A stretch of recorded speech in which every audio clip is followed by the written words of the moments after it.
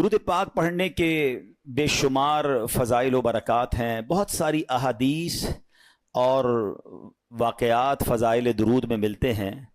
آج انشاءاللہ ہم ایک بڑی خوبصورت حدیث پاک درود پاک کی فضیلت کے بارے میں سنیں گے۔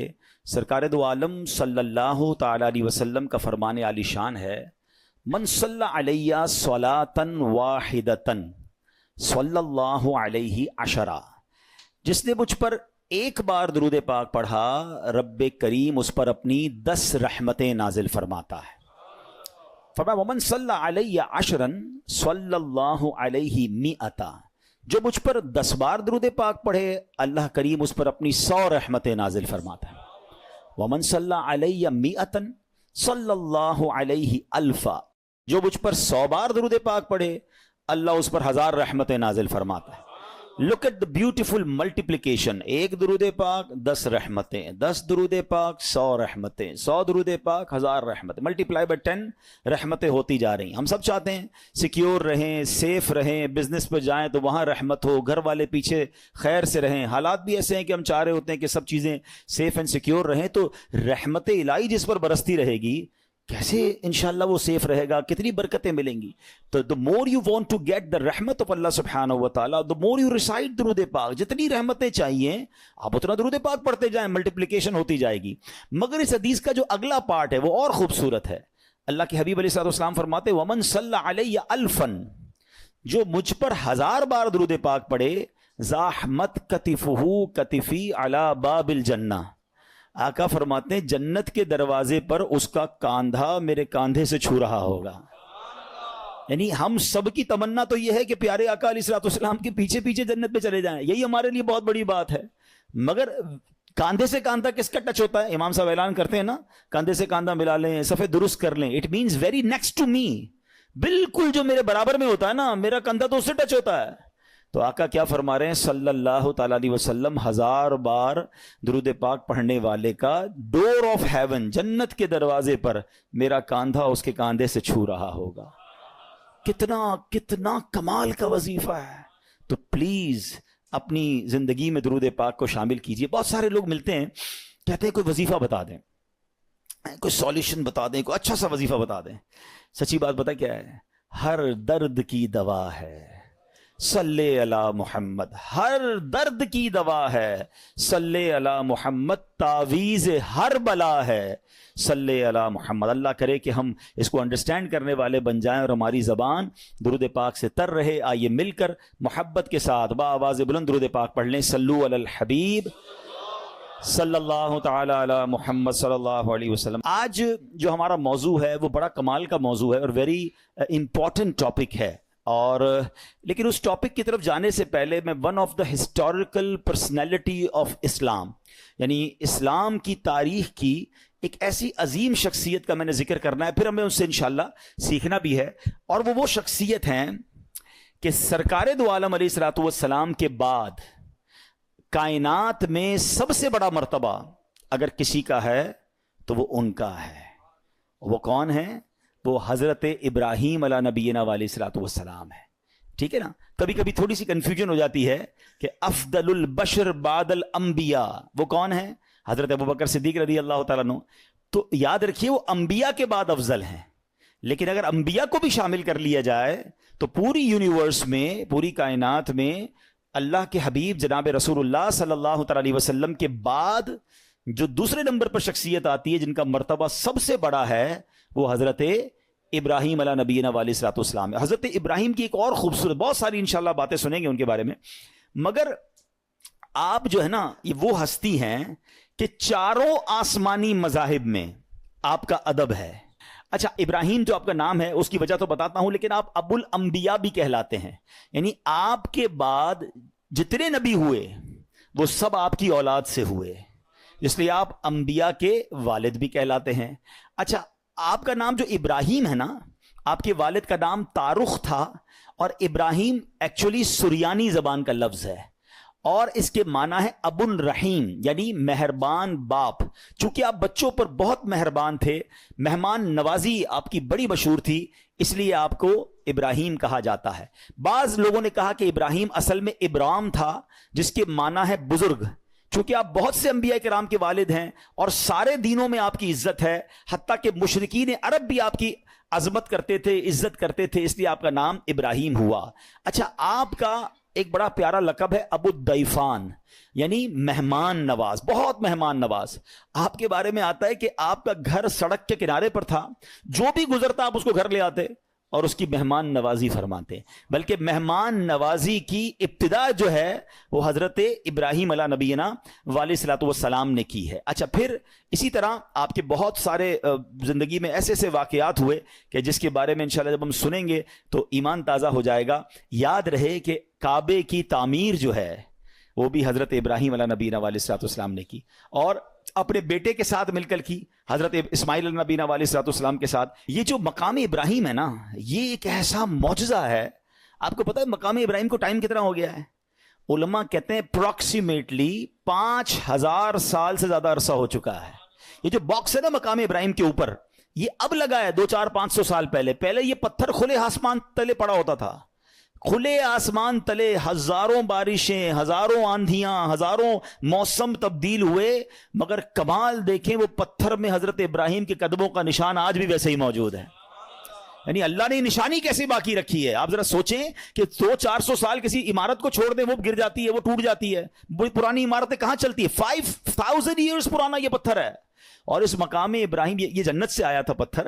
اور اس پتھر کی ایک اور خوبصورت بات، حضرت ابراہیم اس پتھر پہ کھڑے ہوتے تھے تو کعبے کی دیواریں تو بہت اونچی ہیں، تو فرمایا کہ جیسے جیسے کعبے کی دیوار اونچی ہوتی جاتی تھی نا، یہ پتھر بھی اونچا ہوتا جاتا تھا۔ آج کل جو ہماری سائنس نے لفٹیں بنائی ہیں نا، سنو، thousands years ago یہ پتھر کیا کام کرتا تھا؟ جب نیچے پتھر لگانا ہوتا تھا یہ پتھر نیچے آ جاتا تھا، جب اونچا پتھر لگانا پڑتا تھا یہ پتھر اونچا ہو جاتا تھا۔ تو اللہ کی قدرت کا ایسا نظارہ ہے، اور آج بھی مقام ابراہیم جو ہے سبحان اللہ وہ موجود ہے۔ ایک عشق والی بات بھی سن جاؤ، ٹھیک ہے؟ ہم اپنے بیان میں کچھ عقیدے کا بھی ذکر کر دیا کرتے ہیں، کوئی عشق رسول کی بات بھی کر لیتے ہیں۔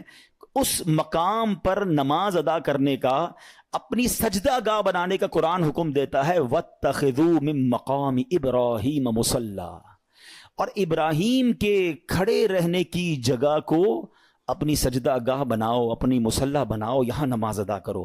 اب مجھے بتائیے کہ جہاں حضرت ابراہیم موجود نہیں ہیں، ان کے قدموں کے نشان ہیں، اللہ اس کی عظمت کا ذکر قرآن میں کر رہا ہے، تو جہاں جس قبر انور میں، جس روضے میں خود مصطفیٰ کریم موجود ہیں، تو اس مدینے کی برکتوں کا عالم کیا ہوگا، اس روضہ رسول کا عالم کیا ہوگا، مسجد نبوی میں جا کے سجدوں کا عالم کیا ہوگا۔ تو آپ سوچئے کہ سبحان اللہ۔ اچھا، پھر یہاں ایک اور بات سیکھنے کو مل رہی ہے، اللہ والے جہاں سے گزر جائیں، جہاں ٹچ کر دیں، جہاں وقت گزار لیں، وہ جگہ ایسی مقبول ہو جاتی ہے کہ وہاں جائیں تو جا کر دعائیں قبول ہونا شروع ہو جاتی ہیں۔ تو اگر آج کوئی مقدس مقام پر کسی اللہ کے ولی کے مزار پر جا کر اللہ سے دعا مانگ رہا ہے تو یہ رحمتوں کے نزول کی جگہ ہے، یہ قرآن سے ہمیں سیکھنے کو مل رہا ہے۔ Let's come to the topic. اب حضرت ابراہیم علیہ نبینا علیہ الصلوۃ والسلام جو ہے نا، وہ اتنی عظیم ہستی ہیں کہ آپ کے کچھ اسپیشلٹیز ہیں، ایکسکلوسیوٹی ہے، یعنی وہ صرف آپ کے ساتھ خاص ہیں۔ وہ چند باتیں عرض کرتا ہوں۔ حضرت ابراہیم علیہ الصلوۃ والسلام نبی پاک علیہ الصلوۃ والسلام کے بعد سب سے افضل ہیں۔ اسی طرح حضرت ابراہیم علیہ الصلوۃ والسلام اپنے بعد آنے والے سارے نبیوں کے والد بھی ہیں۔ اچھا، اسی طرح آپ ہی کی یادگار حج کے ارکان ہیں، آپ ہی کعبہ شریف کی پہلی تعمیر کرنے والے ہیں۔ اس طرح جس پتھر پر کھڑے ہو کر آپ نے کعبے کو تعمیر کیا، اس پتھر پر اس کے قریب قیام اور سجدے ہونے لگ گئے، اور قیامت میں سب سے پہلے آپ ہی کو عمدہ لباس عطا ہوگا، آپ کے فوراً بعد جناب رسول اللہ صلی اللہ تعالی علیہ وسلم کو عطا ہوگا۔ تو یہ وہ مقام ہے حضرت ابراہیم علیہ نبینا علیہ الصلوۃ والسلام کا۔ اب آتے ہیں آپ کی زندگی کے بہت خوبصورت واقعات ہیں۔ میں نے کہا نا کہ آج چونکہ ٹاپک میرا توکل ہے تو میں ایک ہی واقعے کو روکوں بات کروں گا، ورنہ حضرت ابراہیم کی سیرت ایسی سیرت ہے، میں نوجوانوں کو، ینگسٹرز کو، سب کو کہوں گا وی مسٹ ریڈ، کیونکہ آپ کی زندگی میں نمرود کی آگ کا واقعہ بھی ہے، آپ کی زندگی میں خانہ کعبہ کی تعمیر کا، اور کس طرح آپ اپنی زوجہ کو، اپنے بچے کو ایک بالکل لک و دک صحرا میں چھوڑ کر آ گئے۔ کیسا رب پر بھروسہ تھا کہ اللہ کی اطاعت میں دودھ پیتے بچے کو، حضرت اسماعیل کو چھوڑ کر آ گئے، مگر وہاں چھوڑنا پورے مکے شہر کی آبادی کا سبب بن گیا۔ اور پھر آپ ہی کی زندگی میں وہ واقعہ بھی ہے کہ جس میں کیا ہوا تھا کہ آپ علی نبینا علیہ الصلوۃ والسلام کے ساتھ جو کعبے کی تعمیر ہوئی، آپ علیہ الصلوۃ والسلام کے ساتھ بہت سارے ایسے واقعات، وہ پرندوں کا ذبح کرنا بھی ہے، آپ علیہ الصلوۃ والسلام کے بہت سارے معجزات ہیں جو سننے اور دیکھنے کے قابل ہیں۔ اور پھر آپ کو جب خواب میں حکم دیا گیا کہ اپنے بیٹے کو ذبح کرو، تو آپ نے اپنے بیٹے کو ذبح کرنے میں بھی کسر نہ چھوڑی۔ یہ اللہ کے کیسے بندے تھے، ہر قربانی کے لیے ہر وقت تیار ہو جاتے تھے۔ آپ کو پتہ ہے حضرت ابراہیم کو اولاد کب ملی تھی؟ حضرت ابراہیم اللہ سے دعا کرتے تھے، اسمع یا ایل، اسمع یا ایل، اسمع لفظ عربی کا، اسمع کے معنی ہوتے ہیں اللہ سن لے، ایل ہے عبرانی زبان کا لفظ، the meaning of L is پروردگار، اللہ، اے اللہ میری سن لے، مجھے بیٹا دے دے، مجھے اولاد دے دے۔ 99 ایئرز کی ایج میں جا کر حضرت ابراہیم کو حضرت اسماعیل عطا ہوئے ہیں۔ آپ ذرا سوچیں، دو باتیں سیکھنی ہے اس میں، مایوس نہیں ہوئے، پکارتے رہے ہیں۔ ہم تو 2-4 مہینے کوئی دعا کرے کام نہ ہو، بندہ کہتا دعا کا فائدہ ہی کوئی نہیں ہے۔ اچھا میری اور آپ کی حیثیت کیا ہے؟ وہ خلیل اللہ ہیں، اللہ کے دوست ہیں، 99 ایئرز کی دعا، کمال ہے نا۔ اس سے سیکھنے کو مل رہا ہے کہ دعا سے مایوس نہیں ہونا۔ اور دوسری بات یہ سیکھنی ہے کہ اللہ والوں کو آزمایا بھی جاتا ہے، ہاں آزمائشیں آتی ہیں، ان کو ٹیسٹ کیا جاتا ہے۔ ہماری دعا قبول نہ ہو، اللہ سے ہی بدزن ہو جاتے ہیں، توبہ توبہ، ایسا کبھی نہیں کرنا۔ اور دوسری بات، آج ہم میں سے کسی کو 5, 10, 15 سال کے گیپ کے بعد بچہ ہو جائے، یا اولاد ہی نہیں ہو رہی اور 10 سال بعد پہلی اولاد ہو، اس کو تو پیر زمین پہ نہیں لگنے دیتے، کتنا پیار دیتے ہیں اس کو، کیئر کرتے ہیں، بھائی بڑی مرادوں سے ملا ہے، 99 سال کی عمر میں بیٹا ملا ہے، اور حکم ہو رہا ہے اس بیٹے کو ہی ذبح کر دو۔ آپ امتحان کا لیول تو سوچو یار، امیجن نہیں کر سکتے۔ ہم میں سے آج تک کس کو یہ کہا گیا، اور آپ نے کوئی ہیلا بہانہ تلاش نہیں کیا، آپ تو چلے گئے۔ اور بیٹا بھی کہتا ہے ابا جان کیجئے جو رب کا حکم ہے، آپ نے چھری بھی پھرا دی، اپنا کام پورا کیا انہوں نے۔ وہ تو اللہ کی شان تھی کہ چھری نے حضرت اسماعیل کو کوئی نقصان نہ پہنچایا، اللہ نے جنتی مینڈھا بھیج دیا، اور وہ ذبیح اللہ کہلائے حضرت اسماعیل نبی علیہ الصلوۃ والسلام۔ سیکھیں ان بزرگوں کی سیرت سے، کیا صبر تھا، کیا بھروسہ تھا، قربانی کے لیے ہر وقت تیار رہتے تھے۔ ہمیں چھوٹی سی قربانی دینی ہو تو ہم پیچھے بانٹ جاتے ہیں، کوئی نہ کوئی بہانہ تلاش کرتے ہیں۔ آئیے آج میں حضرت ابراہیم کا وہ واقعہ سنانا چاہتا ہوں جو ہمارے جو مین ٹاپک ہے اس کو کور بھی کرے گا، اور ہمیں بہت کچھ سیکھنے کو ملے گا۔ آپ کی ایج تھی ایک روایت کے مطابق 18 یا 20 سال۔ آپ جس ایریا میں رہتے تھے وہاں ہوتی تھی بت پرستی، لوگ بتوں کی پوجا کرتے تھے۔ آپ ان بتوں سے بڑے بیزار تھے، اب اللہ وحدہ لا شریک کی عبادت کرتے تھے۔ تو ہر سال اس علاقے میں، اس ولیج میں ایک میلہ ہوتا تھا، اس میں شراب پیتے تھے لوگ، ناچ گانے کرتے تھے، جو بھی ان کو خرافات کرنے ہوتے تھے۔ تو انہوں نے کہا کہ آپ بھی چلیں، حضرت ابراہیم کو بھی بلایا۔ آپ نے کہا میں نہیں جاتا۔ سارے گاؤں والے چلے گئے، آپ اکیلے اس گاؤں میں رہ گئے۔ آپ نے کہا یہ کدھر جاتے ہیں، بت خانے میں جا کر کیا کیا کرتے ہیں۔ آپ اس بت خانے کے اندر چلے گئے، جو بھی ان کا ٹیمپل کہہ لیں، مندر کہہ لیں، آپ اس کے اندر گئے۔ آپ نے دیکھا عجیب عجیب قسم کے بت بنے ہوئے ہیں، کوئی چھوٹا ہے کوئی بڑا ہے۔ آپ کو بڑا غصہ آیا، آپ نے کلاڑا لیا، کسی کا ہاتھ توڑا، کسی کا پیر توڑا، کسی کا ناک توڑا کہ یہ اس کی عبادت کرتے ہیں۔ اور جو سب سے بڑا بت تھا اس کے کاندھے پر کلاڑی رکھ کر آپ باہر آ گئے۔ جب وہ سارے لوگ شرابیں پی کر عیاشیاں کر کر واپس آئے تو جب اپنے ٹیمپل کے اندر گئے تو حیران ہو گئے کہ یہ بتوں کو کس نے توڑ دیا، ہمارے خداؤں کو کس نے ہاتھ پیر توڑ دیے۔ بڑا غضب، بڑا غصہ، ڈھونڈو کس نے کیا ہے۔ کہا ایک ہی نوجوان ہے جو ہمارے ساتھ نہیں چلا تھا، یہ اسی نے کیا ہوگا۔ حضرت ابراہیم علیہ نبینا علیہ الصلوۃ والسلام کو لائے اور کہا کہ یہ کس نے کیا ہے، آپ بتائیں۔ آپ نے بڑا لاجیکلی جواب دیا کہ انہی سے پوچھ لو نا، جو سب سے بڑا بت ہے اس سے پوچھ لو، دیکھو کاندھے پہ کلاڑا بھی اسی کے لگا ہوا ہے۔ تو وہ کہتے ہیں یہ تو جواب نہیں دیتے۔ اب ذرا دیکھیں لاجیکلی ڈیمونسٹریشن کیسا کیا، پریکٹیکلی کہتے ہیں نا کہ کچھ چیزیں پریکٹیکلی سمجھائی جاتی ہیں۔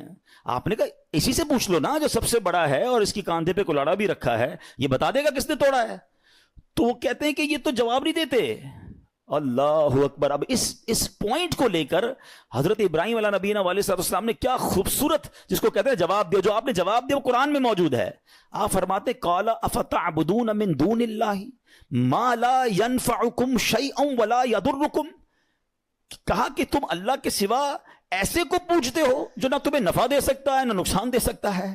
افل لکم، تف ہے تمہارے اوپر، ولما تعبدون من دون اللہ افلا تعقلون، کہتے ہیں تم ان بتوں کو اللہ کے سوا پوچھتے ہو، تف ہے تم پر، تمہارے اندر عقل نہیں ہے، تمہیں خود نہ نفع دے رہے ہیں نہ نقصان دے رہے ہیں، یعنی پریکٹیکل کر کے بتایا نا۔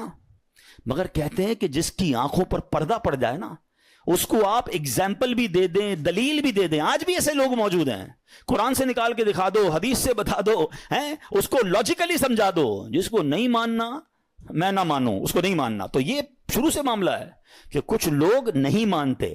تو بہرحال اب اتنا زبردست ڈیمونسٹریشن تھا, ہونا کیا چاہیے تھا, توبہ کر لیتے کہ یار بات تو صحیح کر رہے ہیں, یہ بت اپنے آپ کو توڑ پھوڑ سے نہیں بچا سکے, ہمیں کیا بچائیں گے. مگر اینڈ آف دا ڈے کیا ہوا, ان ظالموں نے کیا کہا کہ اب ان کو پکڑ کر ان کو جلا دو. قرآن میں یہ الفاظ موجود ہیں, حرقوہ وانصروا آلہتکم ان کنتم فاعلین, ان کو جلا دو اور اپنے خداؤں کی مدد کرو اگر تمہیں کرنا ہے. اب ان ظالموں نے حضرت ابراہیم علیہ نبینا علیہ السلام کو پکڑ لیا, ان کو گرفتار کیا, اور اب پلان کیا تھا کہ اب آگ میں ڈالنا ہے. اچھا وہ کوئی چھوٹی موٹی آگ نہیں تھی, ایک بندے کو جلانے کے لیے بہت تھوڑی سی آگ بھی کافی تھی. انہوں نے دنیا کی ہائیسٹ فائر ایسٹنگوش کی, اتنی بڑی آگ لگائی کہ وہ ایریا نو فلائنگ زون بن گیا, پرندہ بھی اوپر سے نہیں گزر سکتا تھا, پرندہ گر جاتا تھا آگ کے اندر, اتنی خطرناک آگ. ٹھیک ہے, اچھا جب آگ لگ گئی تو ہوا کیا, آسمان اور زمین کی تمام مخلوقات نے اللہ کی بارگاہ میں عرض کرنا شروع کر دی کہ اے خداون تیرے خلیل آگ میں ڈالے جا رہے ہیں, اے اللہ ان کے سوا دنیا میں تیرا کوئی نام لینے والا نہیں ہے, عبادت تیری یہی کرتے ہیں, اللہ تمہیں اجازت دے کہ ہم ان کی مدد کریں. تو اللہ کریم نے کیا جواب ارشاد فرمایا کہ وہ میرے خلیل ہیں, میں ان کا معبود ہوں, اگر ابراہیم تم سے مدد طلب کریں تو کرو ان کی مدد. اب حضرت ابراہیم علیہ نبی علیہ السلام جو ہیں ان کے پاس ایک پانی کا فرشتہ آیا, کہتا حضور بس آرڈر کر دیں, اجازت دیں, ابھی بارش برساتا ہوں, بند ہو جائے گی.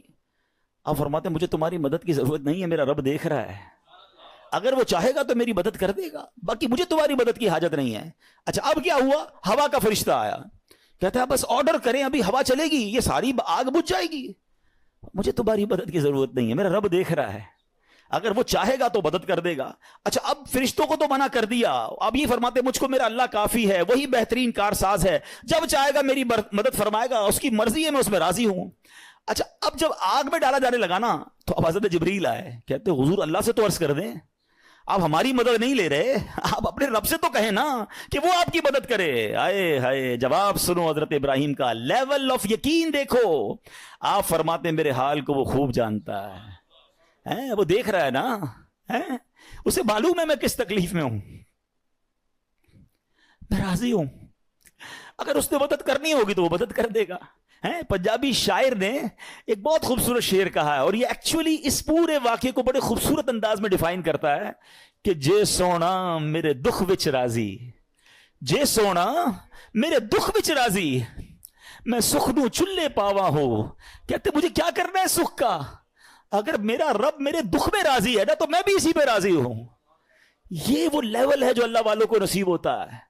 آپ ان کے پاس اتھارٹی تھی, ایسا نہیں تھا بے بس تھے, آپ کو باندھ دیا گیا تھا, آپ کو آگ میں ڈالا جانا تھا, ان کے پاس اتھارٹی تھی, فرشتے آ رہے تھے, مگر آپ کہتے ہیں مجھے نہیں مدد کی ضرورت تمہاری, رب دیکھ رہا ہے نا, وہ کر دے گا مدد. اچھا ایج کیا ہے, 18 to 20 years, یہ کوئی بہت بڑی ایج نہیں تھی. اس ینگ ایج میں آپ کا لیول آف توکل اور لیول آف ٹرسٹ آن اللہ سبحانہ و تعالیٰ کیا تھا. اور اب کیا ہوا, اب آپ کو آگ میں پھینک دیا گیا. اچھا آپ آگ میں جو گئے تھے نا, آپ نے ایک دعا پڑھی تھی, لا الہ الا انت سبحانک لک الحمد ولک الملک لا شریک لک. اور جب آپ آگ کے شعلوں میں داخل ہوئے تو اب اللہ کریم کی طرف سے آگ کو آرڈر کیا دیا گیا. آپ نے نہیں مانگا, مگر رب کی طرف سے کیا آرڈر دیا گیا وہ بھی قرآن میں موجود ہے. اللہ فرماتا ہے قلنا یا نار کونی بردا وسلاما علی ابراہیم. رب فرماتا ہے ہم نے فرمایا اے آگ ہو جا ٹھنڈی اور سلامتی ابراہیم پر. علماء نے اس کی بھی تفسیر بیان کی کہ اگر اللہ کی طرف سے صرف یہ حکم ہوتا نا ٹھنڈی ہو جا, تو حضرت ابراہیم کو ٹھنڈ لگنا شروع ہو جاتی, اتنی ٹھنڈی ہو جاتی. ہائے ہائے, اللہ نے انتظام بھی فرمایا تو کیسا فرمایا, ٹھنڈی بھی ہو جا سلامتی والی بھی ہو جا. اچھا آگ بجھی نہیں تھی, یہ بھی یاد رکھیے گا, آگ موجود تھی. ایسا نہیں ہوا کہ حضرت ابراہیم آگ میں گئے اور آگ بجھ گئی, چیپٹر کلوز. نہیں, آگ جل رہی ہے, حضرت ابراہیم اندر ہیں اس آگ میں. کتنی دیر رہی ہے پتا ہے آپ کو, کچھ سمجھتے ہیں 1 منٹ 2 منٹ 5 منٹ کے بعد باہر آ گئے.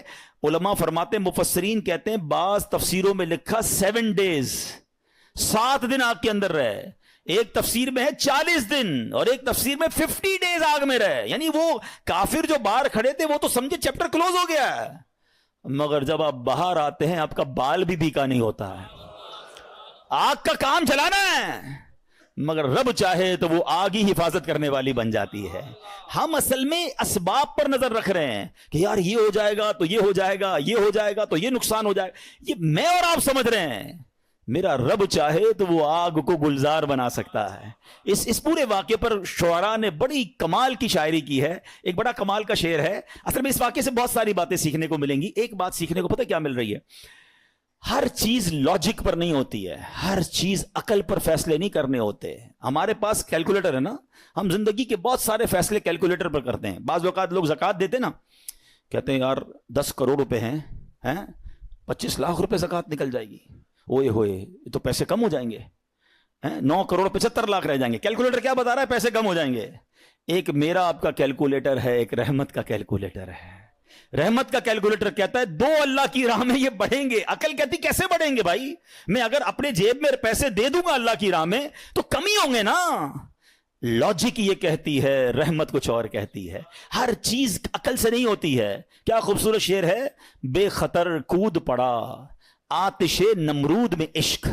یہ چھلانگ جو ہے نا عقل نے نہیں لگائی تھی، یہ عشق نے لگائی تھی. عقل تو کہہ رہی تھی جل جائیں گے، عشق کہتا ہے کود جاؤ، رب کا حکم ہے نا، رب کی رضا ہے. بے خطر کود پڑا آتش نمرود میں عشق. عقل تھی محو تماشائے لبے بام. ابھی عقل تو ابھی سوچ رہی تھی، عشق نے اپنا کام کر دیا. پنجابی کا ایک شعر ہے، عشق دے چلے ہی نمبر لے گئے. ہاں عشق دے چلے ہی نمبر لے گئے، عقل مندہ ایویں ہی عمرہ گالیاں. ہاں بعض اوقات عشق والے بہت آگے بڑھ جاتے ہیں. اور شاعر مشرق نے کیا لکھا، کیا کمال کی بات. یقین کرے یہ شعر جو ہے نا، کاش یہ بات سمجھ آ جائے. ہمیں بعض اوقات لگتا ہے مسئلہ حل نہیں ہو رہا، پرابلم سالو نہیں ہو رہی، بڑی مشکل ہے. ایک ہی ریکوائرمنٹ ہے. شاعر مشرق لکھتے ہیں، اگر آج بھی ہو ابراہیم سا ایمان پیدا. کیا کنڈیشن ہے؟ لیول آف ایمان اگر وہ ہو جائے نا، توکل، ٹرسٹ، اگر آج بھی ہو ابراہیم سا ایمان پیدا، آگ کر سکتی ہے انداز گلستان پیدا. آج بھی آگ گلزار بنے گی، آج بھی آپ کی پرابلم سالو ہوگی. بس ایمان وہ چاہیے، لیول وہ چاہیے جو حضرت ابراہیم علیہ نبینا علیہ الصلوۃ والسلام کو عطا کیا گیا. تو اس واقعے سے اللہ کی رضا پر راضی رہنا، مشکلوں پر صبر کرنا اور امتحان پر اپنے آپ کو اسٹیڈ فاسٹ رکھنا، یہ ہمیں قرآن سکھا رہا ہے. اور اے میرے پیارے اسلامی بھائیوں، آج کل ہمارا بہت بڑا مسئلہ کہ ٹرسٹ ڈیفیسٹ ہے. ہمیں دنیا والوں پر بھروسہ ہے، ہمیں رب پر بھروسہ نہیں ہے. ہم سب پر بھروسہ کرتے ہیں، ہم رب پر بھروسہ نہیں کرتے. ہماری جو ہے نا اللہ سے دوستی کمزور ہو گئی ہے. ہمیں لگتا ہے نہیں یار یہ مسئلہ کیسے حل، جب تک یہ بندہ نہیں ملے گا نا، جب تک یہ فون نہیں کرے گا، جب تک اس سے میرا کانٹیکٹ ڈیولپ نہیں ہوگا، میرا کاروبار ہی نہیں بڑھے گا، میرا مسئلہ ہی حل نہیں ہوگا. یہ ہماری بھول ہے. میں آپ کو کچھ انشاءاللہ حدیثیں سناتا ہوں، پھر اس ٹاپک پہ مزید بات کرتے ہیں کہ اللہ کے حبیب علیہ الصلوۃ والسلام کیا فرماتے ہیں. اللہ کے نبی علیہ الصلوۃ والسلام فرماتے ہیں، یہ جو یہ توکل ہے نا، اس کے بارے میں آپ فرماتے ہیں کہ اگر تم ایسا توکل کرو کہ جیسا توکل کرنے کا حق ہے، تو اللہ کریم تمہیں ایسے عطا فرمائے گا جیسے پرندوں کو روزی عطا فرماتا ہے. اب یہ اتنے سارے پرندے ہیں، ان کی روزی کا انتظام کیا ہے؟ اتنا کمال کا یہ سٹڈی اگر آپ کریں، اور حدیث میں آیا نا کہ اللہ ایسے روزی دے گا جیسے پرندوں کو دیتا ہے. کبھی بھی آپ کے گھر میں بھی کوئی پرندہ ہو، آپ نے اس کے گھونسلے میں دیکھا ہے کوئی چھوٹی سی اس نے کبٹ بنائی ہوئی ہو اور 2-4 دن کا چارہ جمع کیا ہو؟ کسی پرندے کے پاس دیکھا ہے؟ نہیں. اس کا مطلب یہ ہوا کہ 800 ارب پرندے اپروکسیمیٹلی ڈیلی صبح گھر سے نکلتے ہیں، اپنے درختوں سے اڑتے ہیں، اور جب شام واپس آتے ہیں ان سب کو اللہ پاک روزی دے چکا ہوتا ہے. توکل کا لیول دیکھیں نا، توکل ہے نا، ان کو کل کا جمع ہی نہیں کرنا.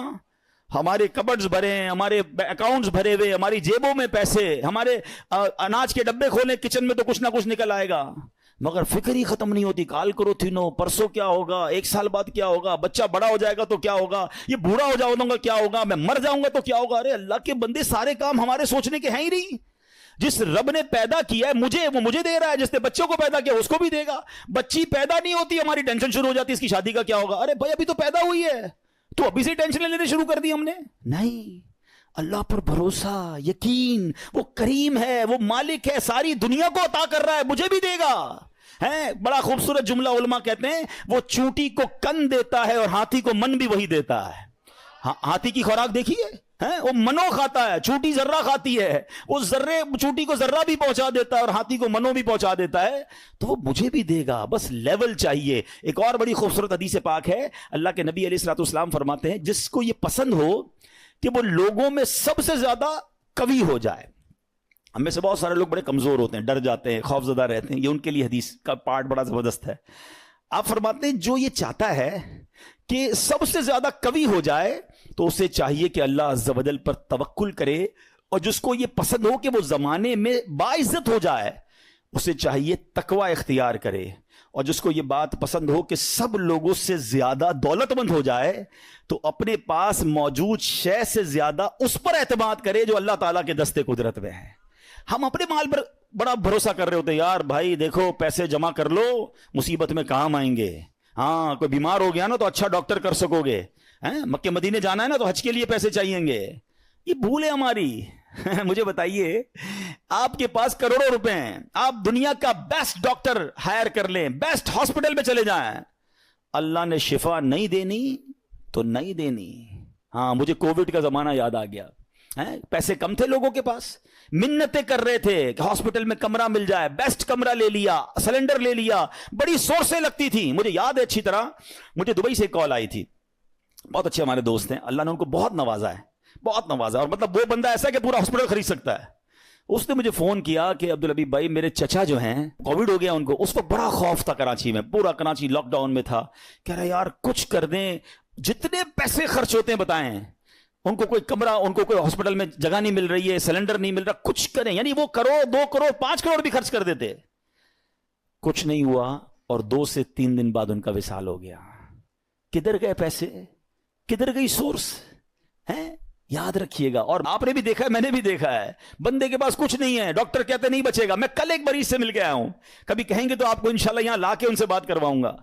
مجھے کہتے ہیں میری رپورٹ میں نے ڈاکٹر کو دکھائی کہ 3 مہینے ہیں تمہارے پاس, 3 مہینے. کل رات میری ملاقات ہوئی, کہہ رہے اس بات کو 4 سال ہو گئے ہیں. میں انہوں نے اپنے روحانی علاج کچھ کیا, وظائف پڑھے, مجھے بتایا سارا, انہوں نے پورا سسٹم بتایا. میرا رب چاہے نا, انہوں نے کہا اس کے بعد میں نے کوئی بایوپسی نہیں کرے, لیور کینسر. کہہ رہے تمہیں ٹرانسپلانٹ کرا لو ورنہ 3 مہینے. کہتے نہ میں نے بایوپسی کرائی نہ میں نے کیمو کرائی, میں نے مجھے کچھ وظائف ملے, میں نے وہ وظائف کیے. اللہ نے مجھے, آپ کے سامنے بیٹھا میری محفل میں میرا بیان سن رہے تھے, جسے اللہ رکھے اسے کون چکے. تو یہ توکل ہے نا, یہ جو اسباب پر پاگل ہوئے ہیں نا ہم لوگ. اچھا لوگ کہتے ہیں پیسے ہوں گے نا خوش رہیں گے, یہ بھی بے وقوفی ہے. میں اس مسجد میں آیا ہوں, یہاں بہت سارے امیر بیٹھے ہیں, کروڑ پتی بھی نظر آ رہے ہیں, شاید ارب پتی بھی ہوں گے. یہ بھی بھول ہے, یہ ہمارے کچھ اسلامی بھائی کو انفیریورٹی کمپلیکس ہوتا ہے, یار پیسے ہوں گے نا تو ذرا خوشی ملے گی. یہ بے وقوفی ہے آپ کی, پیسوں سے خوشی نہیں ملتی. اگر پیسوں سے خوشی ملتی ہوتی نا دنیا میں کوئی امیر غمزدہ نہ ہوتا. میں آپ کو ایک بڑی عجیب بات کہنے جا رہا ہوں, بڑی تجربے کی بات کہنے جا رہا ہوں. دنیا میں جو ہے نا ہر کوئی سخی نہیں ہوتا. زندگی کی گاڑی مسائل کے پہیوں پر ہی چلتی ہے. امیر کے دکھ اور ہیں, غریب کے دکھ اور ہیں. ہاں مشہور آدمی کے دکھ, آپ کو کوئی مشہور لگتا ہے نا, اوئے ہوئے کیا فیم ہے بھائی, جدھر جاتا ہے لوگ جمع ہو, اس سے پوچھو وہ لائف کیسے گزار رہا ہے, اس کی ٹینشن اور ہیں. جس کو کوئی نہیں جانتا اس کی ٹینشن اور ہے. کاروبار کرنا چاہیے جناب, کاروبار میں بڑو مزو ہے. کاروباری کے دکھ اور ہیں, نوکری والے کے دکھ اور ہیں. تو یہ دنیا مسائل کے ساتھ ہی چلے گی. آپ کو اللہ کی رضا پر راضی رہنا ہے. آپ دوسروں کی مسکراہٹ دیکھ کر سمجھتے یہ سب سے زیادہ خوش ہے, کبھی بیٹھو اس سے اس کے دکھ پوچھو, پریشان ہو جاؤ گے. ہمارا تو کام ہی یہی ہے نا, آپ یقین کریں. کبھی کبھی کسی کے گھر جاتے ہیں نا, بڑا بنگلہ, وہ بڑا 15 کروڑ کی گاڑیاں کھڑی ہیں, باہر گارڈ کھڑے ہیں. بندہ بولے بھائی کمال عیش کی زندگی ہے, ڈرائنگ روم میں لے جا کے بولتا حاجی صاحب آپ سے ایک کام ہے, اور کان میں آ کے جب اپنا مسئلہ بتاتا ہے نا, بندہ بولے یار اس سے زیادہ تو میں سخی ہوں یار, اتنی بڑی ٹینشن میں بیچارہ. تو یہ نہ سمجھیں, یہ تو قرآن کا اعلان ہے, ہمیں ٹیسٹ دیا جائے گا, ہمیں آزمایا جائے گا. Be ready for that test. کیا کہتا ہے قرآن, وَلَنَبْلُوَنَّكُمْ بِشَيْءٍ مِّنَ الْخَوْفِ وَالْجُوعِ وَنَقْصٍ مِّنَ الْأَمْوَالِ. کمال دیکھیں, رب نے یہ فرمایا تمہیں عنقریب آزمائیں گے. اچھا یہ نہیں کہا کہ آزمائیں گے کسی بھی چیز سے, لسٹ بھی دے دی ہے, کوسچن پیپر ڈکلیئر ہے. وَلَنَبْلُوَنَّكُمْ بِشَيْءٍ مِّنَ الْخَوْفِ, تمہیں خوف آئے گا, کبھی دشمن کا خوف آتا ہے, کبھی بدنامی کا خوف آتا ہے, کبھی لگتا ہے یار یہ چیز خراب ہو جائے گی. والجوعی, تمہیں بھوک لگے گی, تمہارے پیسے کم ہو جائیں گے, غربت آ جائے گی. پھر کیا فرمایا, نقص من الاموال, تمہارے مال کم ہو جائیں گے, شپمنٹ خراب ہو جائے گی, کوئی مال لوگے وہ مال بیکار ہو جائے گا, آپ کا آرڈر خراب ہو جائے گا. ہوتا ہے کاروبار میں, پھر کیا فرمایا انفسی والثمرات, تمہاری باڈی میں پرابلم آئے گی, چلتے چلتے بیماری آ جاتی ہے, بندہ کہتا ہے یار کچھ سب چیزیں سیٹ تھی, یہ کیا ہو گیا, یہ کیا نکلا ہے ٹیسٹ کے اندر, یہ تو ہونا تھا. پھر کیا فرمایا والثمرات, تمہارے پھل خراب ہو سکتے ہیں. کیا خوبصورت قرآن نے پہلے سے بتا دیا ہے, مگر اس ٹیسٹ میں جو پاس ہوگا کیا فرمایا وبشر الصابرین, خوشخبری صبر والوں کے لیے, be ready for that test. اور اس ٹیسٹ سے جب آپ گزر جاؤ گے نا, پھر کیا فرمایا الذین اذا اصابتهم مصیبہ قالوا انا للہ وانا الیہ راجعون, جب ان پر کوئی مصیبت آتی ہے تو کہتے ہیں ہم اللہ ہی کا مال ہے, اللہ ہی کی طرف لوٹ جانا ہے. تو اللہ کرے کہ ہمارا یہ مائنڈ سیٹ بن جائے کہ جب ہمارے اوپر کوئی, ہمیں جیسے پتہ چلے یار لاس ہو رہا ہے, دشمن سامنے آ گیا ہے, کوئی باڈی میں پرابلم آ رہی ہے, کوئی ٹینشن آ رہی ہے, تو الارم بج جائے میرا ٹیسٹ شروع ہو گیا ہے, میں نے وبشر الصابرین کا مجدہ لینا ہے, ان اللہ مع الصابرین کا انعام لینا ہے, میرا یہ ٹیسٹ ٹائم آ گیا ہے, اب مجھے ثابت قدم رہنا ہے, اب مجھے شکوہ نہیں کرنا ہے, اللہ کی رضا پر راضی رہنا ہے. یقین جانو جس دن آپ نے یہ ٹیسٹ پراپر پاس کر لیا, اس کے بعد ایسی خوشخبری ملنی ہے کہ آپ کی عقل حیران ہو جانی ہے. بس ہمیں اللہ پر بھروسہ رکھنا ہے, اللہ پر یقین رکھنا ہے, اور وہ رب کیسے عطا فرماتا ہے. سبحان اللہ. ایک اور ایمان افروز واقعہ سنیں, پھر میں آپ کو ایک کمال کی آیت سناؤں گا. ہوا کیا, ایک بزرگ تھے حضرت حاتم اسم, بہت بڑا نام ہے, ٹھیک ہے, ان کا توکل بہت کمال کا تھا. ایک رات اپنے رفقا سے, اپنے دوستوں سے بات کر رہے تھے, تو حج کا ذکر نکل آیا, تو ان کے دل میں بھی حرمین طیبین جانے کی تڑپ بڑھ گئی. تو گھر تشریف لائے اور اہل خانہ سے کہتے ہیں اگر مجھے اجازت دو تو میں حرمین طیبین چلا جاؤں. تو بیوی بچوں نے کہا کہ ہمارے پاس تو پیسے ہی نہیں ہیں, فاقے چل رہے ہیں, اور آپ مکہ مدینے جانے کی بات کر رہے ہیں, اور آپ چلے گئے تو ہمارا پیچھے کیا حال ہوگا. بھروسہ اللہ پر نہیں ہے, اسباب پر, چیزوں پر. تو وہ ایک چھوٹی بچی تھی, وہ کیا کہتی ہے اگر تم لوگ اجازت دے دو تمہارا کیا جائے گا, یہ جہاں جانا چاہتے جانے دو, یہ رزق دینے والے تھوڑی ہیں, کہتے یہ رازق تھوڑی ہیں, رزق ملنے کا وسیلہ ہیں. جب گھر کے دیگر افراد نے بچی کا توکل دیکھا تو کہتے بچی ٹھیک تو کہہ رہی ہے, اللہ کے گھر ہی جا رہے ہیں, آپ چلے جائیں. حضرت کو اجازت دے دی گھر والوں نے, آپ حج پر روانہ ہو گئے. آپ صبح ہوئی تو آپ کے جیسے ہی حج کی خبر پھیلی تو آپ کے پڑوسی آ گئے, کہ یہ آپ نے کیا کیا, اس بچی کو برا بھلا کہنے لگے کہ آپ کو اجازت نہیں دینی چاہیے تھی, آپ کے ابو چلے گئے, آپ کے کھانے پینے کے مسائل ہیں. اچھا پہلے ایسا تو نہیں تھا کہ 15-20 دن 40 دن کا حج تھا, کئی مہینوں کا ٹریول ہوتا تھا, جاتے تھے آتے تھے, آلموسٹ 4 to 6 month, ہو سکتا ہے سال کا سفر ہو. تو اب بچی کو یہ کہنے لگے کہ تمہیں اجازت نہیں دینی چاہیے تھی. آئے ہائے, جب اس بچی نے یہ سنا نا تو آسمان کی طرف سر اٹھایا اور کہنے لگی کہ اے میرے مالک, اب مجھے ان لوگوں کے سامنے رسوا نہ کرنا, تیرے بھروسے میں نے کہا تھا, اب تو نے رسوا نہیں کرنا. اچھا ہوا یہ کہ اس شہر کا جو حاکم تھا, جو سمجھ لیں بادشاہ تھا یا گورنر کہہ لیں, وہ شہر کے گشت پر نکلا, اور ٹریول کرتے کرتے اسے پیاس لگی. تو اسی حضرت حاتم اسم کے گھر کے دروازے پر آ کر دروازہ بجایا جاتا ہے, کیا گورنر صاحب آئے ہیں, ذرا پانی پلا دیں, پیاس لگی ہے. ان کی زوجہ کہتی یا اللہ, ہم وہ لوگ ہیں جن کے اپنے کھانے پینے کے پرابلمز ہیں, اور ہمارے دروازے پر شہر کا حاکم آ کر پانی مانگ رہا ہے. اے اللہ تیری قدرت. پانی پلایا تو کسی پڑوسی نے آ کر کہا کہ یہ بڑے غریب لوگ ہیں, اور ان کے والد صاحب حج پہ چلے گئے, حضرت حاتم اسم ہیں, اور ان کے گھر میں تو فاقے چل رہے ہیں. تو بادشاہ نے کہا کہ انہوں نے ہم پر مہربانی کی, ہمیں پانی پلایا, ان کو ایسے خالی ہاتھ تو نہیں چھوڑنا چاہیے. اس نے اپنے جو پیٹی باندھتے تھے اس زمانے میں, اپنی پیٹی اتاری اور ان کے گھر میں ڈال دی, اور اپنے سارے سپاہیوں سے کہا سب اپنی اپنی پیٹی ڈال دو. سب نے پیٹی کھولی اور ڈال دی. بعد میں وہ پیٹی کے بدلے پیسے آئے, اور وہ مالدار ہو گئے, اتنے پیسے ہو گئے, سبحان اللہ. اب کیا ہوا, جب یہ سب کچھ آ گیا تو اب وہ بچی زاروں کے تار رونے لگی. لوگ کہنے لگے اب تو مسئلہ حل ہو گیا, اللہ نے تمہارا بھروسہ تھا, اللہ نے اتنی مہربانی کی, اتنے پیسے گھر میں آ گئے. تو وہ بچی کے جملے سنیے گا. وہ کہتی ہے کہ میں تو اس لیے رو رہی ہوں کہ ہم نے کل رات بھوک کے عالم میں گزاری, جب مخلوق نے ہمارے حال پر نظر عنایت کی تو فقر و غربت سے ہمیں غنی کر دیا, فقر و فاقہ ختم, we are now rich. وہ کہتی جب اللہ کریم ہمارے حال پر نظر فرمائے گا تو لمحہ بھر کے لیے بھی ہمیں کسی کا محتاج نہ رہنے دے گا. پھر بچی نے بارگاہ خداوندی میں دعا مانگی, اے اللہ ہمارے والد پر نظر رحمت فرما اور ان کے لیے آسانی فرما دے, وہ تیری راہ میں روانہ ہوئے ہیں. کیا کمال کی بچی ہے. اور جب اس بچی نے یہ دعا کی تو پھر ہوا کیا, سبحان اللہ, کہ دوسری طرف سیدنا حاتم اسم جب حج کے قافلے کے لیے روانہ ہوئے تو راستے میں امیر قافلہ شدید بیمار ہو گیا. لوگوں نے اس کے لیے ڈاکٹر کو تلاش کیا تو ڈاکٹر نہیں ملا. امیر قافلہ نے پوچھا کوئی ہمارے ساتھ نیک بندہ ہے, اللہ کا کوئی نیک بندہ. لوگوں نے کہا ہاں ہمارے ساتھ تو حضرت حاتم اسم ہے. امیر کے پاس آپ گئے, امیر کے لیے دعا کی, اسی وقت اللہ پاک نے وہ تکلیف امیر کی دور کر دی. تو امیر نے حکم دیا کہ ان کے لیے کھانے پینے اور سواری کا انتظام کر دیا جائے. آپ رحمۃ اللہ تعالی علیہ اپنے بچوں کے لیے پریشان تھے جن کو پیچھے چھوڑ کر آئے ہیں. اسی حالت میں آپ کی آنکھ لگ گئی. خواب میں کسی نے کہا ہے حاتم جو ہمارے ساتھ اپنا معاملہ درست کر لیتا ہے ہم بھی اس کے ساتھ اپنا معاملہ درست کر لیتے ہیں. آپ کو اہل و عیال کے ساتھ جو پیچھے مدد ہوئی نا وہ بھی خواب میں بتا دیا گیا.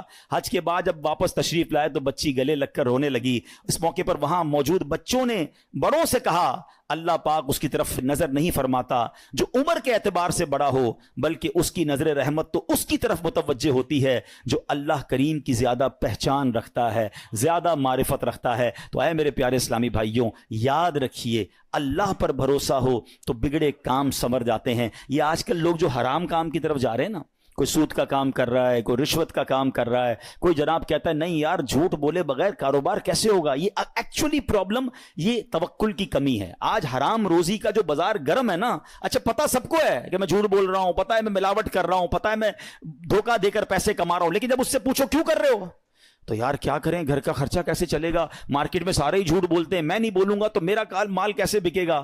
مجھے بتائیے پھر توکل کدھر گیا, پھر بھروسہ کدھر گیا. یعنی آپ یہ سمجھتے کہ غلط کر کر ہی پیسے ملیں گے, یہ بھول ہے ہماری. یاد رکھیے حرام روزی کے قریب بھی نہ جائیں. یہ وہ غلطی ہے جو ہمارے یہاں بہت بڑی تعداد میں لوگ کر رہے ہیں. آپ یقین کریں, آپ اللہ پر بھروسہ رکھیں اور ایک نیت کر لیں آج کچھ بھی ہو جائے میں حرام روزی کے قریب بھی نہیں جاؤں گا.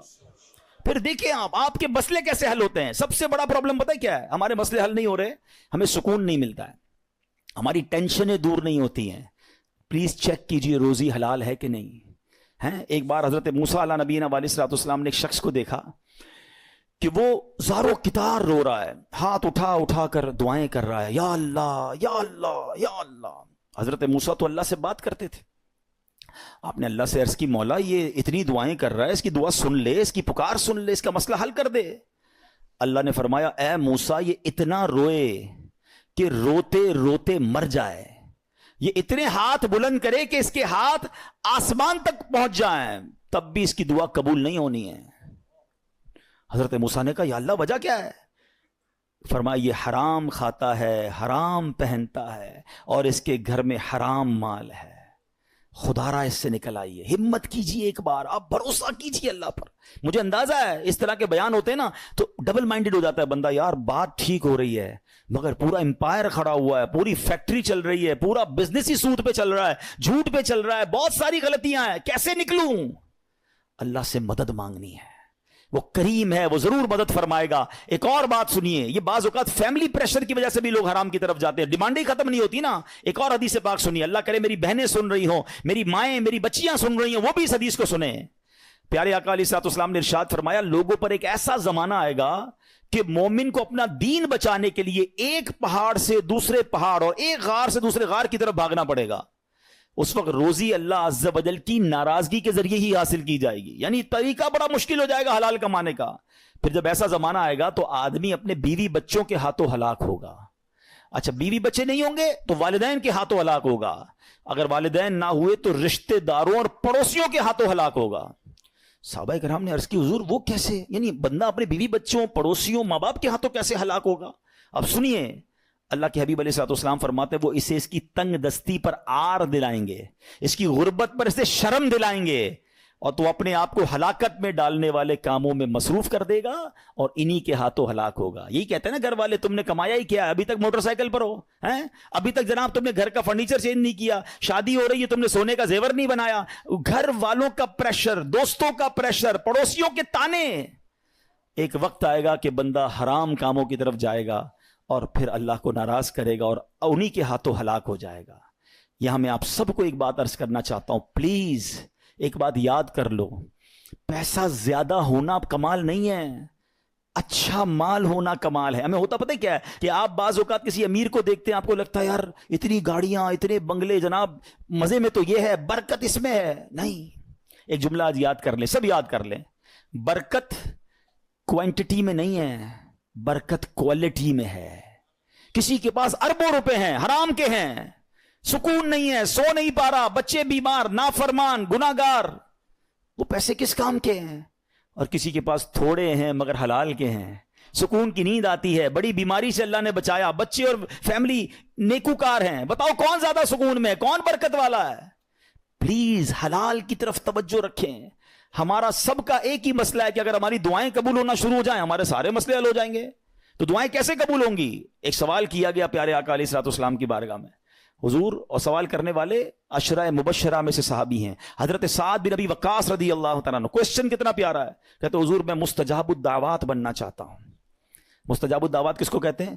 جو دعا مانگے وہ دعا قبول ہو جائے. کون کون بننا چاہتا ہے ہم میں سے؟ آئے ہائے, بس آپ اس کی خوبصورتی سمجھیں. اگر میں اور آپ مستجاب الدعوات بن گئے, سارے پرابلم سالو نا. Whatever problem and calamity come towards me, میں دعا کروں گا ختم ہو جائے گی. ایسا ہی ہے نا. اب نبی پاک علیہ الصلوۃ والسلام نے اس بیوٹیفل کوسچن کا آنسر کوئی بہت بڑا نہیں دیا. اللہ کے نبی علیہ الصلوۃ والسلام نے ون لائنر آنسر دیا. آقا نے فرمایا, اے سعد اپنی غذا پاکیزہ کر لو تو مستجاب الدعوات بن جاؤ گے. ہائے ہائے, واٹ اے بیوٹیفل وے. بس ہمارا نوالا پاکیزہ ہو, ہمارا رزق پاکیزہ ہو. چھوڑ دو ملٹیپلیکیشن کو, یار وہ آگے بڑھ گیا, میرا تو پھر 2000 گز کا بنگلہ کیسے بنے گا, تو V8 کدھر سے لوں گا, تو جناب اتنا ٹریول کیسے ہوگا. یہ سب چھوڑ دیں آپ ہمت رکھیں. اور میں آپ کو ایک اور جملہ آج بتا دیتا ہوں. جس شخص نے حرام کو چھوڑا ہے نا, وہ نیچے نہیں گیا ہے. دوبارہ شروع میں نے کیا کہا تھا, ایک میرا اور آپ کا کیلکولیٹر ہے, ایک رحمت کا کیلکولیٹر ہے. آپ مجھے ایک بات کا جواب دیں. میں نے کئی بار یہ واقعہ بیان کیا, چلو میں اس کو شارٹ کر دیتا ہوں. ایک مبلغ کو ایک بندہ ملا اور کہتا ہے جناب میں آپ کا بیان سنا اور مجھے ذہن بن گیا حرام چھوڑنے کا. یورپ کی بات ہے. وہ کہتے ہیں میرے سٹور پہ شراب بکتی ہے, اور بھی سامان بیچتا ہوں لیکن شراب بھی بیچتا ہوں. میں شراب بیچنا چھوڑوں گا, پیسے ہی پورے نہیں ہوں گے, کرایہ ہی نہیں نکلے گا, بچوں کا کیا ہوگا. تو اس مبلغ نے اس بندے کو یہ کہا جو میں آپ سب کو اور میرے ویورز کو بھی کہنا چاہتا ہوں کہ یار ایک بات بتاؤ, تم حرام کما رہے ہو؟ کہتا ہے ہاں. اللہ دے رہا ہے, روزی مل رہی ہے؟ کہا مل رہی ہے. تم حلال کماؤ گے تو کیا وہ روزی بند کر دے گا؟ مجھے بتائیں نا, رزق دینے والا کون ہے, رازق کون ہے؟ میں اللہ کی نافرمانی کروں وہ دے رہا ہے, اور مجھے ڈر یہ ہے کہ میں اس کو راضی کروں گا اور وہ بند کر دے گا. یا تو روزی دینے والا کوئی اور ہوتا تو سمجھ آتی بات کہ بھائی عبادت اللہ کی کروں گا, وہ بندہ ناراض ہو جائے گا. جب روزی دینے والا رب ہے, میرا ایمان ہے, عقیدہ ہے, اس کا مطلب یا تو وہ ایمان کمزور ہے, اور اگر وہ توکل مل گیا تو یہ ڈیفینیٹلی ہوگا کہ آپ اللہ کی ناراضی چھوڑیں, آپ کو اندازہ نہیں ہوگا کہاں سے روزی آنا شروع ہو جائے گی. ہوا کیا پتہ, سنیں, یہ میں آپ کو پریکٹیکل واقعہ بتا رہا ہوں. 1 یا 1.5 سال بعد اسی مبلغ کی اسی نوجوان سے پھر یورپ میں ملاقات ہوئی. وہ نوجوان ڈھونڈتا ہوا آیا, کہتا ہے میں یاد ہوں آپ کو؟ کہتے یار کچھ یاد تو آ رہا ہے, آپ سے ملاقات ہوئی تھی. کہا میں وہی ہوں جس نے آپ سے وعدہ کیا تھا میں شراب نہیں بیچوں گا. آپ نے کہا تھا کہ اللہ تمہاری روزی میں برکت دے گا. ایسا ہی ہوا ہے, میں نے شراب بیچنا چھوڑ دی, پتہ نہیں کدھر سے روزی آ رہی ہے, اللہ نے برکت ڈال دی ہے. یہ ایک ٹیسٹ ہوتا ہے, یہ ایک پلان آپ کو پہلے لگے گا نہیں ہوگا, اور بعض اوقات کچھ دنوں تک آزمایا بھی جائے گا. آپ بولیں یار مولانا صاحب نے کہا تھا کہ بھائی حرام چھوڑ دو, پیسے زیادہ ہو جائیں گے, میں تو روز کی رشوت 10,000 روپے لیتا تھا, میں نے چھوڑ دی, آج تو 11,000 روپے نہیں آئے. ایسا نہیں ہوگا, کچھ دن آزمایا جائے گا. ہو سکتا ہے اللہ تھوڑی میں ہی تمہیں سکون عطا کر دے, تمہیں برکت ڈال دے, یا پھر تمہیں اپنے غیب کے خزانوں سے عطا فرمائے. اب میں آخر ایک آیت, اس بیان کو اینڈ کرتے ہوئے, ایک ایسی آیت ہے ایسا دلاسا دیتی ہے, اور اتنی پریکٹیکل قرآن کی آیت ہے. یقین کریں جب پھنس جاؤ نا, اس آیت کو اللہ کرے آپ یاد کر لیں. میں ریفرنس دے دیتا ہوں, آپ ایسا کریں کہ ریفرنس نوٹ کر لیں, اپنے موبائل میں نوٹ کر لیں, پھر خود قرآن پاک سے نکال لیجئے گا. ون آف مائی فیوریٹ آیت آف قرآن پاک. آئے ہائے ہائے, کیا دلاسا دیتی ہے. پارہ نمبر 28 ہے, سورہ الطلاق ہے, آیت نمبر 2 اور 3. ٹھیک ہے, یہ آیت آپ اس کو یاد کر لو, اس کا ترجمہ یاد کر لو, جب بھی ٹینشن میں ہو نا آپ یہ آیت دہرا لو. اب آیت سنیں کیا ہے, پورا فارمولا اللہ نے قرآن میں دے دیا ہے. اللہ فرماتا ہے وَمَن يَتَّقِ اللَّهَ يَجْعَل لَّهُ مَخْرَجًا. جو اللہ سے ڈرے اللہ اس کے لیے نجات کا راستہ نکالے گا, اس کو ایگزٹ ڈور ملے گا. پھر کیا فرمایا, وَيَرْزُقْهُ مِنْ حَيْثُ لَا يَحْتَسِبْ. اللہ ادھر سے روزی دے گا جدھر تمہارا گمان بھی نہیں ہوگا. اچھا اب اس کو تھوڑا پریکٹیکلی کرتے ہیں. ٹھیک ہے, یہ سفید داڑھی والے بزرگ بیٹھے ہیں, مور دین 50 ایئرز جتنے بیٹھے ہیں نا, میں نے کبھی آپ سے بات نہیں کی ہوگی اس موضوع پر, مگر آج میں بہت عجیب سا دعویٰ کرنے جا رہا ہوں. جتنے یا 50 سال سے بڑی عمر کے بیٹھے یا 45 سے پلس ہے نا, اب میں جو جملہ کہنے جا رہا ہوں آپ سب سے پوچھ لیجئے گا. آپ کی زندگی میں ایک بار کم از کم, اس سے زیادہ بھی ہو سکتا ہے, ایک بار ایسا ضرور ہوا ہوگا کہ آپ کو لگا ہوگا یار بس اب ختم, پھنس گئے بھائی, بڑا معاملہ آ گیا ہے, اب نہیں نکل سکتا, ادھر سے نکلوں گا کیسے. اور آپ ایسے نکلے ہوگے کہ آج جب آپ سوچتے تو آپ حیران ہیں, یار میں اس پرابلم سے نکلا کیسے, کیلکولیٹر کہتا تھا قرضہ بہت ہو گیا ہے, نقصان بڑا ہو گیا ہے, پیسے پھنس گئے, کہیں کوئی پیسوں کا معاملہ ہوا ہوگا, کوئی بیماری کا معاملہ ہوا ہوگا, کوئی فیملی پرابلم ہوا ہوگا. مگر آج سوچتا ہوں تو حیران ہو جاتا ہوں, ایسا ہوا ہے؟ سب کے کئی لوگوں کے سر ہل رہے ہیں. اس کا مطلب کیا ہے؟ جو اللہ سے ڈرے اللہ اس کے لیے نجات کا راستہ نکالتا ہے. وَيَرْزُقْهُ مِنْ حَيْثُ لَا يَحْتَسِبُ, اللہ ادھر سے روزی دیتا ہے جدھر تمہارا گمان بھی نہیں ہوتا. جو لوگ اس بھروسے سے ہٹ جاتے ہیں نا, دیکھیں واٹ از دا کانسیکوینسز. اگر ہم توکل کو چھوڑتے تو اس کا پتہ ہے پرابلم کیا ہوتا ہے. میں نے میرے بیان کا ٹاپک آج ہم نے اسی لیے رکھا توکل ضروری کیوں ہے. آج ڈپریشن بڑھ رہا ہے, آج سوسائڈز بڑھ رہے ہیں, آج لوگ جناب اللہ سے مایوسی کی باتیں کر رہے ہیں. کیوں؟ توکل ختم ہو گیا. توکل ایکچولی اینٹی ڈپریشن ہے. اگر آپ بھروسہ اللہ پر کر لینا, دنیا کی کوئی بھی چیز سامنے آ جائے. ہمیں کسی نے آگ میں نہیں ڈالا, حضرت ابراہیم کو تو آگ میں ڈالا نا. ایسے بہت سارے بدر کا واقعہ ہم نے سنا. 313 لوگوں کو کیا تھا جذبہ؟ توکل تھا کہ اللہ کے نبی ساتھ ہیں, ہم راضی ہیں, اور اللہ نے فرشتے بھیج دیے.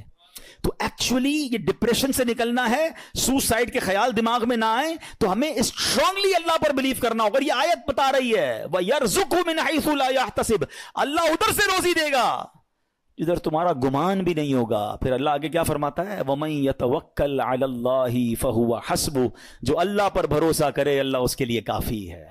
Actually this is the message of قرآن.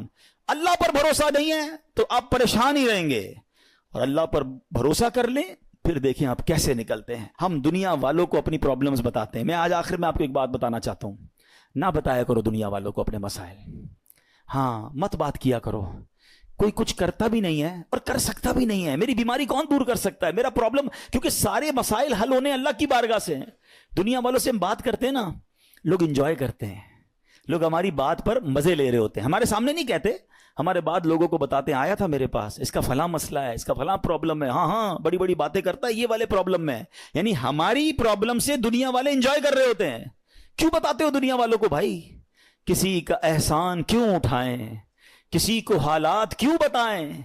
تم ہی سے مانگیں گے تم ہی دو گے, تمہارے در سے ہی لو لگی ہے. وہ شاعر کہتے ہیں نا, دنیا والے تو درد دیتے ہیں, دنیا والے تو درد دیتے ہیں, درد دل کی دوا مدینہ ہے, درد دل کی دوا. اور کیوں ہو مایوس اے مریضوں تم, کیوں ہو مایوس اے مریضوں تم, آؤ دارو شفا مدینہ ہے. تو ہمیں اللہ اور اس کے رسول کی طرف نظر رکھنی ہے, ہم نے دنیا والوں کو نہیں بتانا ہے. تو ہمیں اللہ پر جب بھروسہ ہوگا نا, میں آپ کو مشورہ دیتا ہوں, آپ اللہ سے باتیں کیا کرو. مجھے ایک بات بتائیں, کبھی رات میں ایسا ہوا ہوگا آپ کے ساتھ کہ آپ بڑے دکھی ہوں گے, ٹینشن میں نیند نہیں آئی ہوگی, بچپن میں خاص طور پہ یا جوانی میں, اور آنکھوں میں آنسو ہوں گے, اور آپ اپنی والدہ کے پاس گئے ہوں گے نیند سے بیدار ہو کر, یا نیند نہیں آ رہی, اور ماں کو کہا ہوگا ماں میں بہت پریشان ہوں, پھنس گیا ہوں ماں, بیمار ہوں یا قرضے میں ہوں, واٹ ایور آپ کا پرابلم تھا. سچ بتاؤ ماں نے کیا کیا تھا؟ کروٹ بدل کر سو گئی تھی کہ بیٹا تو جان تیرا کام جانے, یا ماں بھی بے قرار ہو گئی تھی, ماں بھی اٹھ کر بیٹھ گئی, ماں نے سینے لگایا, اللہ سے دعائیں کرنا شروع کر دی. مجھے ایک بات بتاؤ, میں بستر سے اٹھ کر آنکھوں میں آنسو لیے جب ماں کے پاس گیا, اس ماں نے سینے لگایا. کبھی بستر سے اٹھ کر آنکھوں میں آنسو لے کر اللہ کے پاس جاؤ تو صحیح. میرا رب تو وہ ہے جس نے میری ماں کے دل میں ممتا بھی اسی نے ڈالی ہے, وہ کئی ماؤں سے زیادہ چاہنے والا ہے. ہمارا پرابلم یہ, بات ہی نہیں کرتے اللہ سے, ہم سب سے بات کرتے ہیں. آپ اس کو ٹرائی کر کے دیکھ لیں, اور اللہ سے اپنی مادری زبان میں جس طرح بات کرنی ہے بات کریں نا.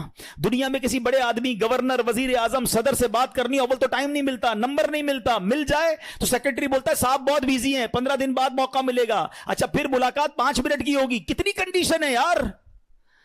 میں تو کہہ رہا ہوں خدا سے بات کرنی ہے, احکم الحاکمین سے بات کرنی ہے. کیسے ہوگی؟ پوچھو مولا علی سے. کہتے ہیں جب میرا جی چاہتا ہے میرا رب مجھ سے بات کرے, میں قرآن پڑھنے لگ جاتا ہوں, اور جب جی چاہتا ہے میں اللہ سے بات کروں, میں دعا کرنے لگ جاتا ہوں. کیا ٹو وے کانورزیشن ہے یار.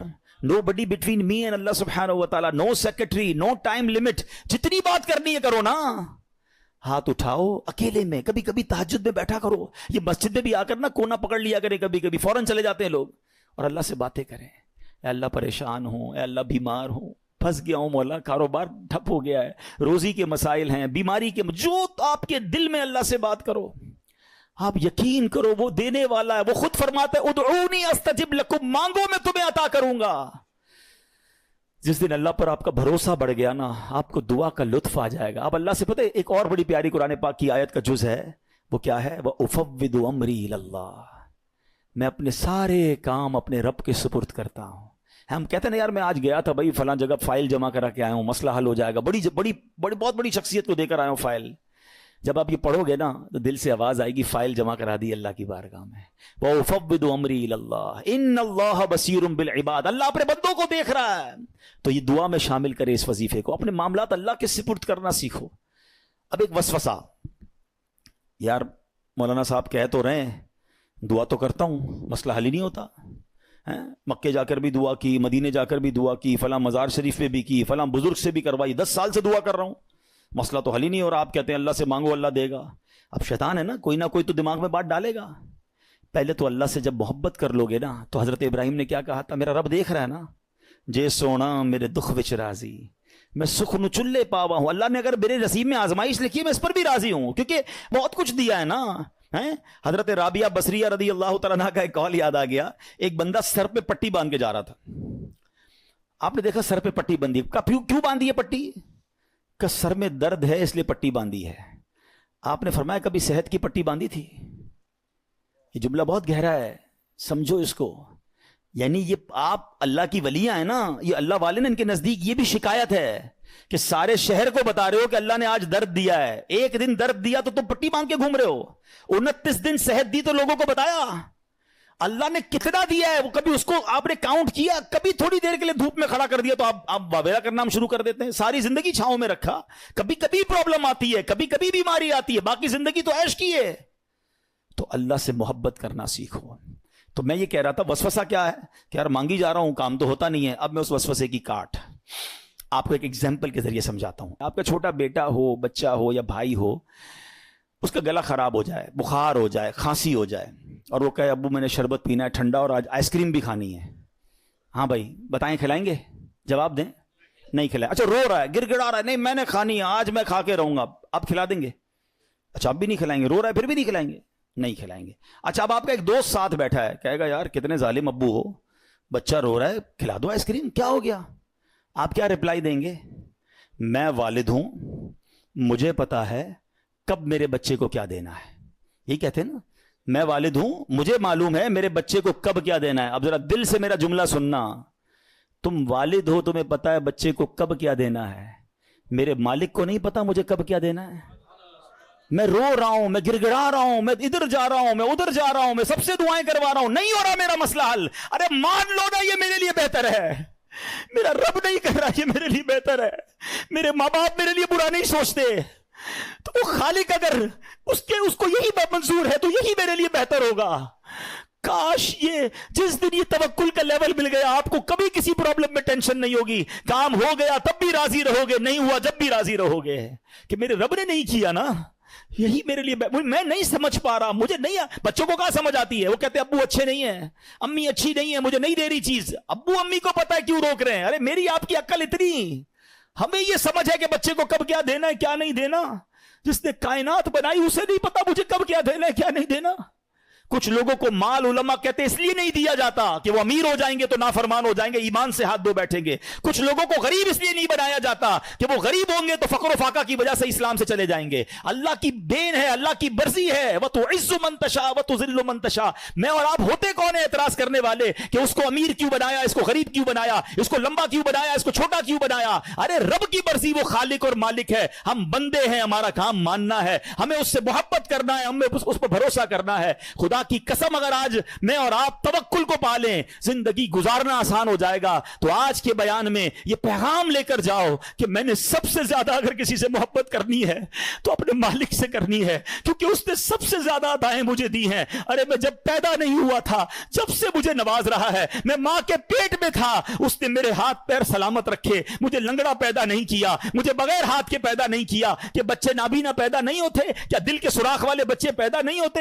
میرے رب نے مجھے پورا پیدا فرمایا. اور سنو کس دور میں پیدا کیا. میں 5,000 سال پہلے بھی پیدا ہو سکتا تھا, میں کسی اور نبی کا بھی امتی بن سکتا تھا. میرے رب نے بن مانگے مجھے میرے نبی کا امتی بنا دیا.